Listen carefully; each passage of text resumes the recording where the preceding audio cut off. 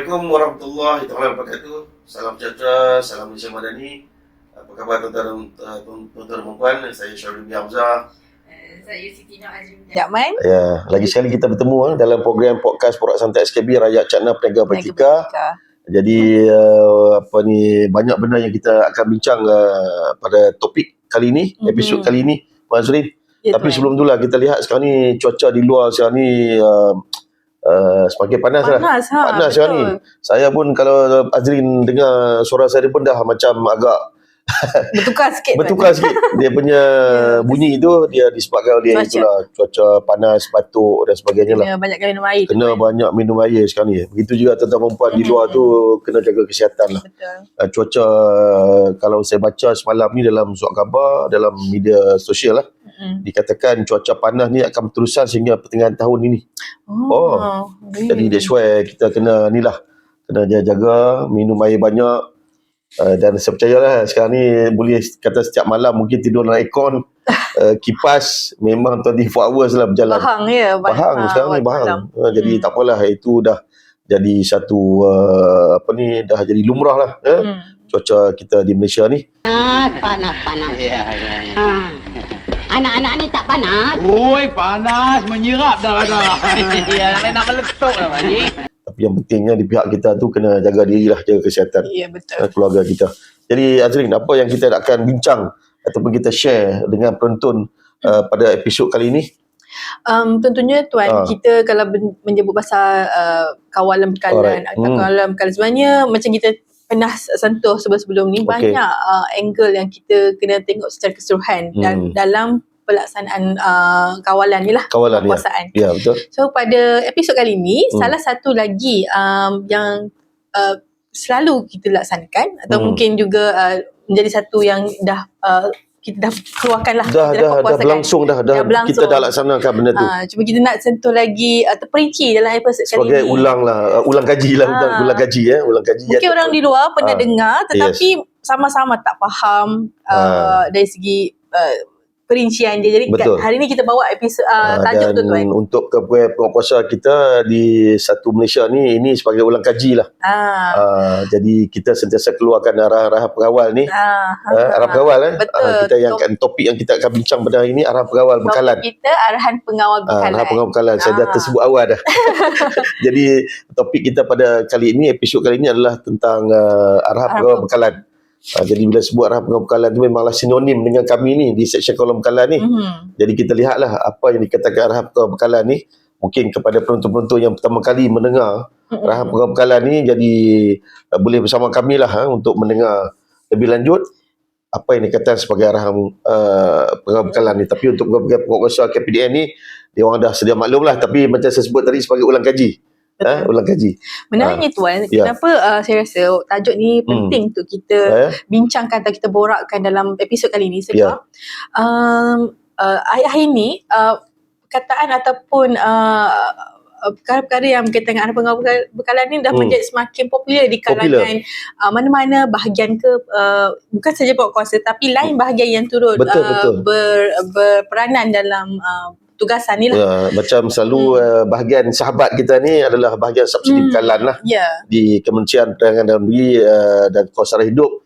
Jadi dia orang pun ada keluarkan arah pengawal bekalan ni di samping pihak penguasa lah, iaitu di seksyen kawalan bekalan ni. Urus dia yang menguruskan pengeluaran arah pengawal bekalan bukan setakat bahagian penguasa, tapi juga bahagian sektor barang kawalan subsidi juga antara yang berperanan sebagai urus dia. Jadi itulah kita nak share pada ini dengan penonton semua lah, apa yang dikatakan arah pengawal bekalan ni. Apa tu arah pengawal bekalan ya? Arah pengawal bekalan tu selalu disebut-sebut, tapi apakah dia? Okey, jadi di sini kita ingin berkongsi lah dengan penonton semua lah. Dia arah pengawal bekalan ni, dia kalau kita merujuk kepada perundangan di bawah peraturan kawalan bekalan 1974. Dia di bawah peraturan 12A. 12A. Ini lebih kepada pegawai penguasa lah. Tapi tak apa, kepada penonton-penonton yang bukan pegawai penguasa pun boleh, mungkin kalau ada boleh merujuk mana-mana sekarang ni semua di hujung jari ni. Boleh semak kan peraturan kawalan bekalan 1974 di bawah peraturan 12A. Disebut tentang direction by the controller to be complied with. Maksudnya arahan pengawal yang perlu dipatuhi lah. Jadi di situ terletaklah orang kata arahan pengawal bekalan ni. Jadi arahan pengawal bekalan ni dia berbentuk satu benda yang bertulis lah.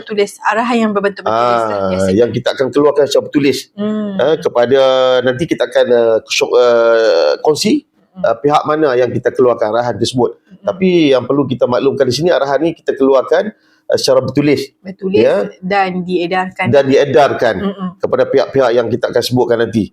Jadi ini dia adalah implikasi-implikasi yang kita akan share nanti dalam kita punya perbualan nanti ya.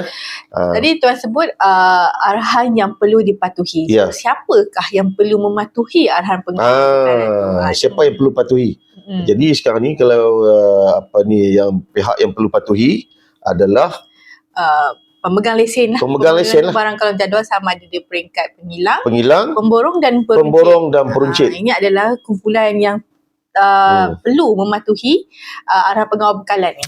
Kerana saya rasa mungkin dalam episod-episod yang terlalu kita ada share tentang bila sebut CSA ni, saya ingat dah sinonim dah. Jadi satu ni lah. Maksudnya semua sedia maklum bahawa kita di KPDN ni kita mengeluarkan lesen especially lesen barang kalam jadual. CSA lah. CSA lah. Yang senang kita kita ingat. Dan itu hari pun kita ada share apa yang dikatakan CSA tu. Dan alhamdulillah lah ada pegawai yang berkongsi dengan saya tau. Dia kata, terima kasih kerana kita menganjurkan program kita tahu podcast Borak Santai ni. Baru kita tahu apa yang dikatakan C tu apa, S tu apa dan A tu apa. Alhamdulillah. Merungkai salah faham. Sebelum ni. Jadi lesen CSA tu merujuk kepada lesen barang kalam jadual lah. Ya, lesen barang kalam jadual lah. Jadi dalam konteks arahan pengawal bekalan ni, jadi pihak yang dilesenkan itulah yang akan kita kemukakan ataupun kita keluarkan arahan pengawal bekalan ni. Jadi 3 peringkat yang disebut oleh Puan Nazin tadi, pengilang, pemborong dan juga peruncit. Sebab tu biasanya kalau kita tengok arahan pengawal bekalan yang pernah dan telah dikeluarkan sebelum ni akan dialamatkan kepada pemegang lesen runcit, pemegang lesen borong, pengilang dan itulah, maksudnya mereka-mereka ni lah yang tergolong dalam mereka yang perlu mematuhi arahan pengawal bekalan ni. Dia lagi sekali lah kita ulang siaran bahawa pelesen ni yang merujuk pada barang kalam jadual tadi, dia ada 13 lah, 13 item yang kita telah di bawah rejim pelesenan ni. Jadi kepada pemegang lesen komuniti tersebut lah di mana arahan pengawal bekalan ni kita boleh keluarkan. Kenapa dia dikeluarkan ni?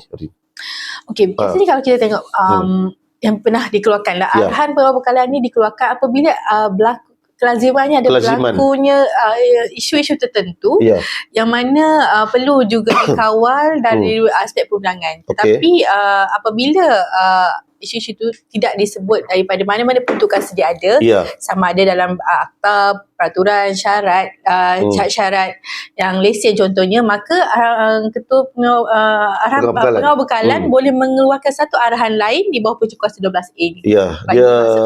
Itulah sekarang ni dia sebagai pelengkap lah. Pelengkap ataupun orang kata macam isi dengan kuku lah. Kadang-kadang tu dalam syarat yang sedia ada ni, perundangan sedia ada tu, kalau kita lihat dari segi katakan contoh syarat lesen CSA di bahagian belakang syarat lesen tu kan, dia adalah disebutkan apa-apa yang perlu dipatuhi oleh pemegang lesen tu. Kalaulah ditakdirkan bahawa syarat-syarat tu tidak dinyatakan di situ, jadi kita boleh gunakan arahan pengawal bekalan ni untuk kita keluarkan satu arahan tambahan kepada arahan yang sedia ada lah. Biasanya kalau kita tengok terutamanya pada pemegang lesen CSA lah, syarat-syarat yang ada di lesen tu dia lebih dalam keadaan normal. Tapi apabila ada isu-isu berlaku yang perlu juga ditangani, maka arahan pengawal bekalan dikeluarkan bagi melengkapkan. Betul. Macam kata tadi itulah. Yalah, dia kadang sekarang ni dia banyak isu-isu yang terbaru kan. Jadi arahan pengawal bekalan ni juga dia melihat kepada keadaan perkembangan situasi semasa tu. Kalau kita lihat perkara-perkara yang ataupun isu yang timbul tu, dia ada kena-mengena dengan mungkin public interest masyarakat ataupun apa-apa isu yang boleh menjadi kepentingan awam tu. Jadi itu kita akan guna pakai peruntukan di bawah yang kata 12A arahan pengawal bekalan tu untuk kita keluarkan satu arahan tambahan kepada yang sedia ada ni untuk membolehkan kita mengambil tindakan susulan lah. Maka kat sini mungkin kita boleh sedikit ringkaskan.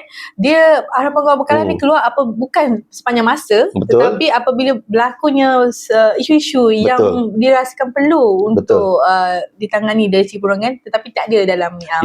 Tak keluar sepanjang masa lah. Betul. Sehingga kini pun masih lagi banyak lah pengawal bekalan yang kita keluarkan dan kita belum tamatkan lagi. Betul. Disebabkan oleh isu-isu yang berlaku tu masih lagi berlaku. Masih relevan. Masih relevan lah. Jadi mungkin lepas ni kita akan share sikit sebanyak lah apa nama-nama arahan pengawal bekalan yang kita masih lagi berkuasa sehingga sekarang ni. Jadi mungkin penonton tertanya lah siapa yang boleh mengeluarkan arahan pengawal ni. Siapa? Siapa Adakah dia? sebarang orang? Semua orang, saya ataupun Pak Azrin ke? Adakah sebegitu? Tak. Sebenarnya kita Tak, berbalik pada nama arahan pengawal bekalan. Pengawal bekalan. Dia memang eksklusif. Eksklusif. Untuk pengawal bekalan sahaja. Yes. Jadi tidak boleh mana-mana pihak ataupun sama ada saya ataupun Pak Azrin ataupun mana-mana lah. Kerana dia adalah hak eksklusif kepada pengawal bekalan Malaysia lah, iaitu adalah Datuk Seri KSU KPDN.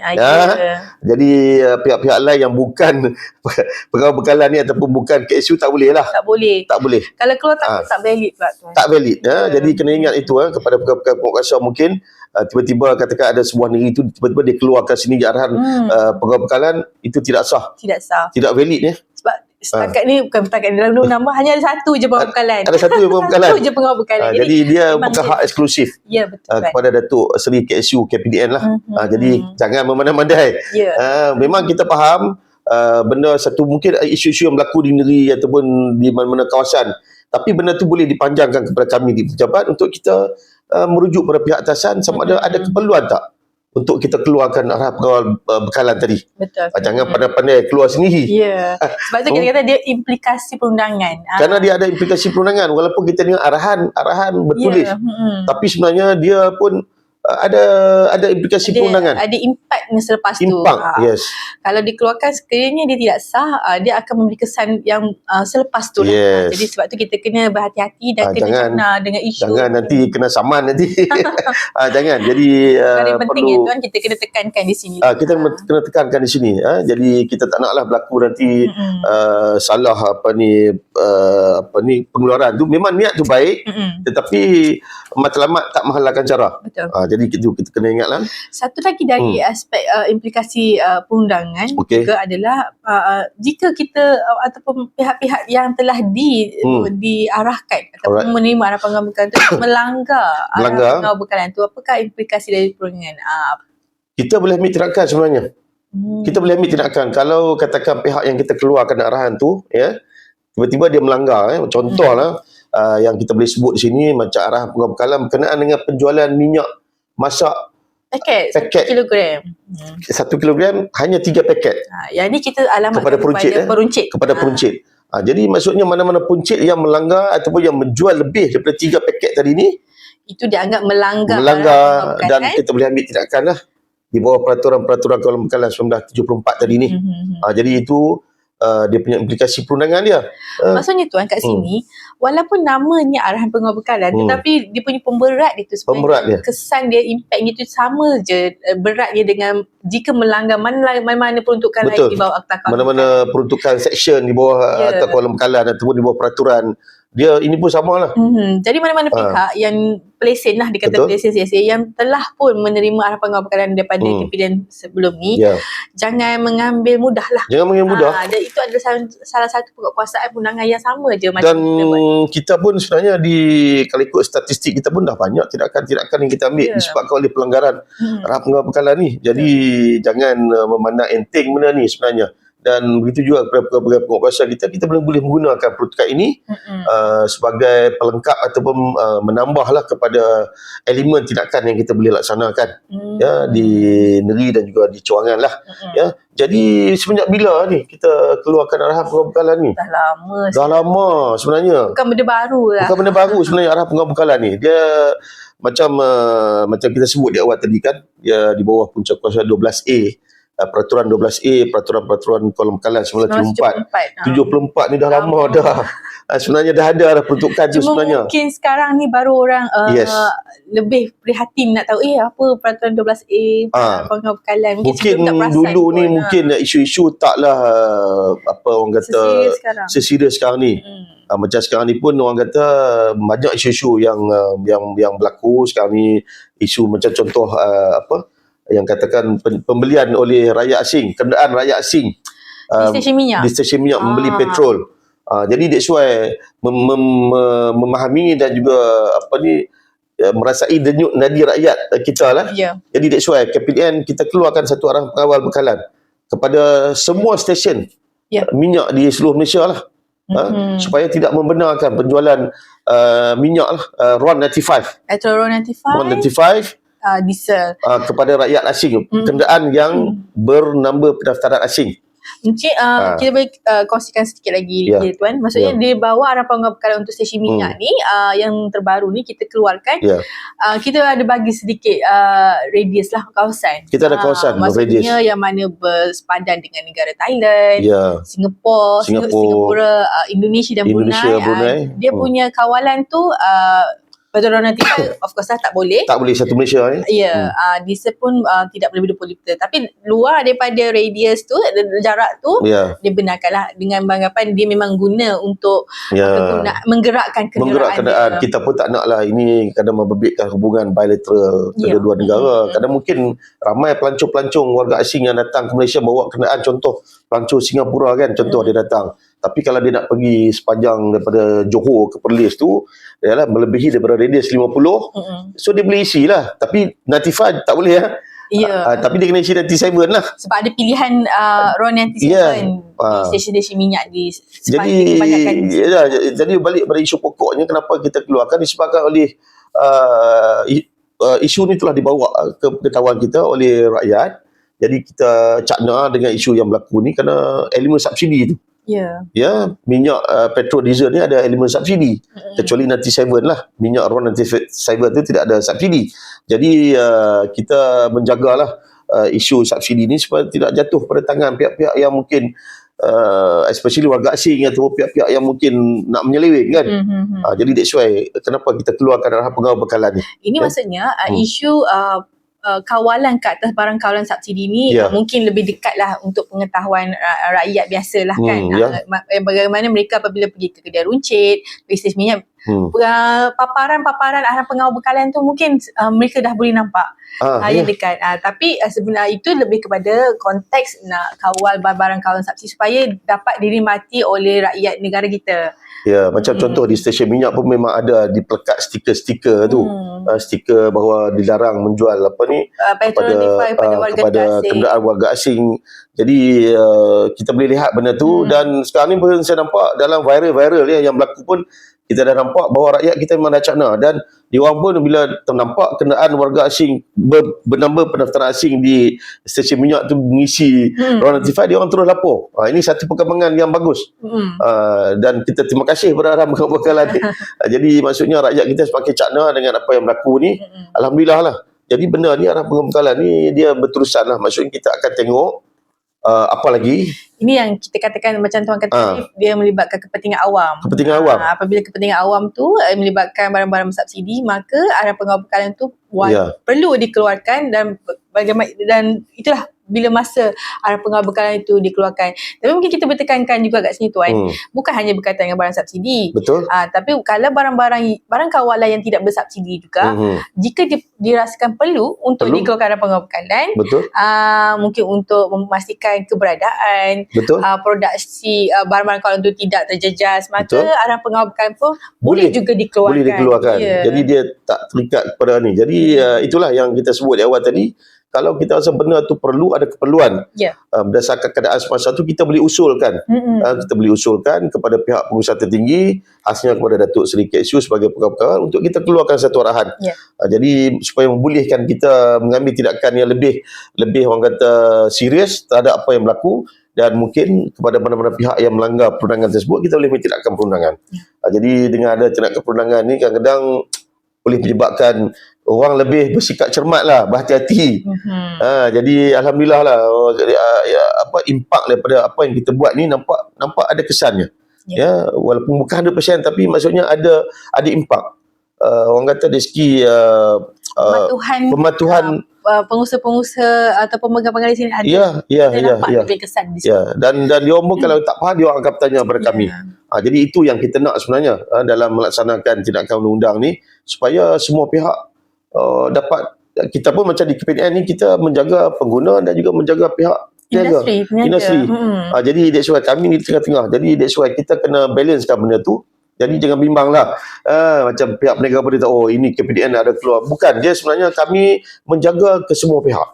Ya, pengguna pun kita jaga, peniaga pun kita jaga. Dan untuk peniaga pun macam-macam kita buat. Contoh advokasi kita buat dari segi penerangan undang-undang, dan kita membantu. Dan insyaAllah pada tahun 2024 ni banyak lagi program-program yang akan dianjurkan oleh KPDN yang membabitkan kedua-dua belah pihak tadilah. Supaya orang kata dia punya ekosistem perniagaan di Malaysia ni berjalan dengan elok.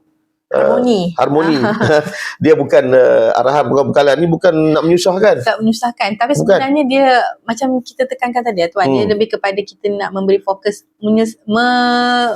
menyelesaikan isu. Betul. Bagi kepentingan semua pihak. Ya. Jadi that's why lah orang kata undang-undang ni dia kalau ikut tu okey lah. Dia kalau kita patuh tu, sama-sama boleh patuh. Kan? Tak perlu kita nak melawan. Kenapa aku perlu ikut? Jangan kita pertikaikan sebegitulah.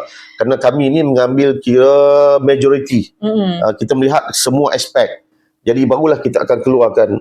Kita kaji dari segi pro and con tu. Secara kelazimannya, biasanya mana arahan pengawakalan, pewartaan, apa sebagainya, kita ada rasionalnya. Mengapa kita buat pelaksanaan tu? Bukan kita nak menyusahkan. Buat apa kita nak bagi orang berniaga tapi nak menyusahkan. Tapi kita pun macam tuan kata tadi, kita nak menjaga semua pihak supaya peniaga pun berniaga secara beretika, tidak menjejaskan pengguna, dan secara keseluruhan ekosistem kita akan berjalan dengan harmoni lah. Dia ada juga maksudnya arahan-arahan pengawalan bekalan ni, kalau kita rasa macam dah okey, dah situasi ataupun isu yang berlaku tu dah selesai, kita akan tamatkan.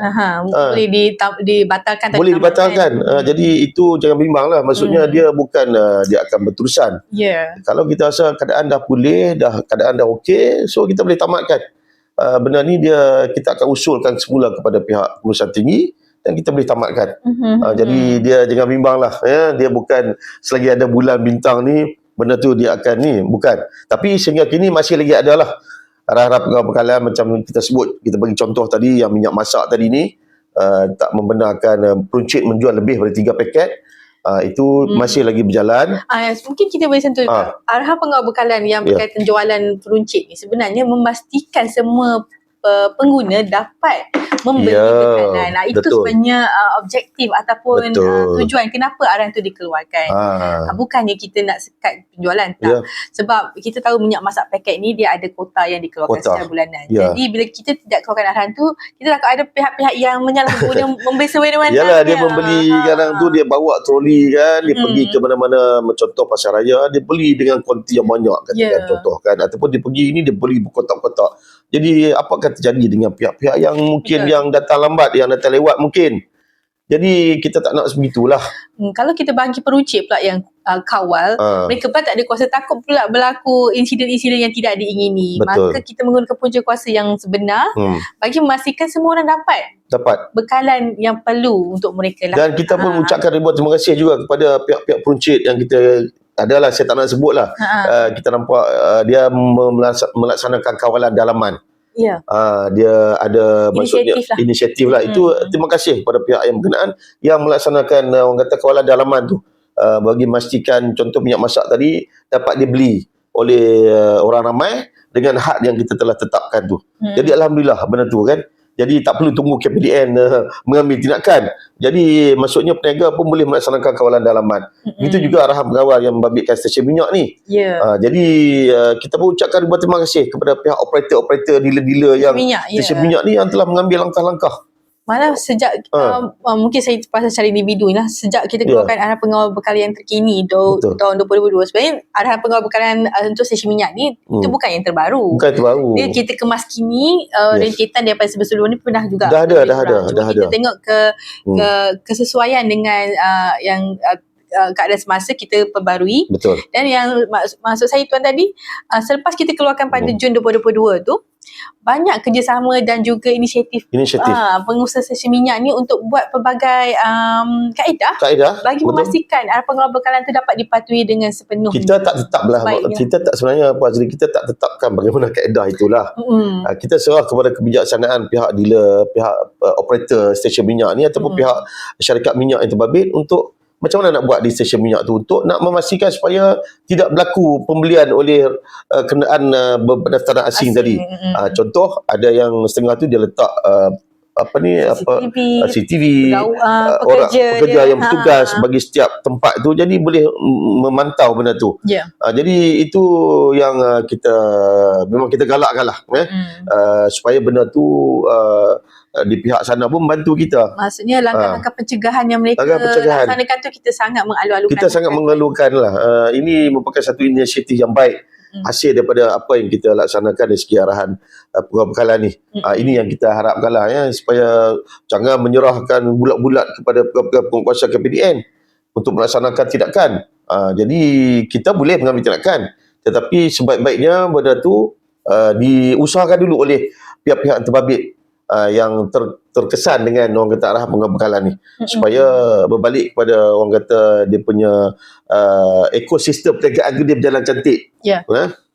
Dan kita juga masih hanya mengalu-alukan. Sekiranya kita percaya juga, mungkin ada juga pengusaha stesen minyak lah khususnya yang mungkin agak tak, beberapa perkara yang perlu yang masih orang kata tak jelas. Kita malu-alukan untuk pertanyaan, perbincangan bagi memastikan pematuhan arahan pengawal bekalan tu dapat dilaksanakan di peringkat mereka. Kami sudi, kita sudi lah pengajarin. Kita membuka ruang untuk membuka ruang orang kata kecil tapak tangan, padang bola kami tadahkan lah. Itu kami sentiasa terbuka itu pejabat sentiasa terbuka lah untuk datang dan berbincang dan macam mana nak cari jalan penyelesaian kaedah untuk akhirnya kita dapat fulfill arahan pegawai bekalan yang telah kita keluarkan sebelum ni, supaya orang kata benda tu kadang tu win-win situation tu dapat berlaku lah, dan penggunaan perundangan ni merupakan satu solusi terakhir lah. Jadi itu yang kita cuba maklumkan di sini kepada pihak-pihak di luar, masyarakat di luar, supaya kerjasama semua pihak tu kita alu-alukan. So maksudnya kat sini tuan, kalau lah nanti adalah arahan pengawal baru dikeluarkan, mungkin ada berlaku isu-isu tertentu yang memerlukan jadi jangan terkejut. Dah tahulah ni sebab ada isu ni lah kita arahan pengawal bekalan ni keluar bagi memastikan isu ni dapat ditangani Kerana sebaiknya. dia bukan satu benda yang benda yang baru sebenarnya. Dah benda tu dah berlaku dah sebelum ni. Cuma kita kita macam Puan Azri sebut tadi ni, kita buat berasaskan isu semasa yang berlaku. Jadi kita dah sedia maklum bahawa kita ada punca kuasa di bawah peraturan perundangan yang kita sebut tadi ni. Jadi bukan syok sendiri, bukan pandai-pandai sendiri, tetapi kita dah ada dekat situ. Tapi itulah berbalik kepada pesanan saya tadi, jangan memandai pula. Bagi kita boleh recap sikit kat sini. Dalam episod ni tuan, arahan pengawal bekalan ni dikeluarkan atas punca kuasa dia sendiri, iaitu peraturan 12A. Hanya secara bertulis oleh pengawal bekalan sahaja. Iaitu KSU lah, KSU KPDN. Dan terpakai perlu dipatuhi oleh pemegang lesen barang kawalan berjadual. Iaitu di peringkat penilang, pemborong dan juga peruncit. Jadi dan ada contoh-contoh yang kita sebut tadi yang arahan pengawal bekalan yang telah kita keluarkan dan telah dilaksanakan pun. Jadi itu yang kita boleh share di sini dengan dalam episod kali ini yang bercakap tentang topik arahan pengawal bekalan. Yang terpakai kepada pihak-pihak yang kita sebut tadi ni. Jadi kita harap mungkin perkongsian ni membantulah. Kita harap dapat sesuatu yang mungkin memberi jawapan sebelum ni yang mungkin masih berada di belega dalam kepala kita. Sedikitlah memberi jawapan kepada sedikit memberi jawapan, orang kata membuka ruang lah kepada orang kata, mungkin kalau ada seorang pandangan cadangan boleh boleh usulkan kepada kami di seksyen kolom kalan ni, ya, dan kita harap podcast Borak Santai SKB ini menjadi satu wadah, ya. Wadah membuka ruang, membuka jalan kepada semua pihak untuk bersama-sama dengan KPDN untuk membantulah, kita merungkaikan apa-apa isu yang bangkit, merungkaikan apa-apa masalah. InsyaAllah saya rasa semua masalah InsyaAllah dia akan ada jalan keluar, kecuali mati lah. Mati tidak ada jalan keluar lah. Jadi yang lain insyaAllah berkat kerjasama semua pihak, benda yang besar, yang sulit pun insyaAllah dapat diselesaikan. Ya. Jadi saya rasa setakat itu sajalah Puan Azrin, perkongsian kita untuk kali ini dari rancangan podcast Borak Santai SKB, Rakyat Cana Perniaga Batika. Jadi insyaAllah kita akan jumpa lagi. Kita jumpa lagi mengupas lain-lain topik. Mengupas lagi lain topik. Yang pastinya kita akan pilih topik yang dekat dan dicari sebenarnya. Kita memang akan sentiasa mengkaji kena pihak yang di luar sesuai. Ya, siapa yang sesuai untuk di-share. Kadang benda tu simple. Tapi kadang-kadang tu mungkin tak sampai kat luar ni. Jadi program ini lagi sekali sebagai wadah kepada pihak masyarakat ataupun pihak-pihak program penguasa KPDN ni untuk kita berkongsi segala info dan juga maklumat lanjut berhubung apa yang kita buat, ya. Jadi insyaAllah kita jumpa lagi di lain episod rancangan podcast Borak Santai SKB, Rakyat Cana Perniaga Batika. Jadi jangan lupa untuk follow, like, share dan komen, follow rapat-rapat dengan kami punya media sosial kami daripada YouTube, Facebook kami. Jumpa lagi. Assalamualaikum warahmatullahi wabarakatuh. Bye bye.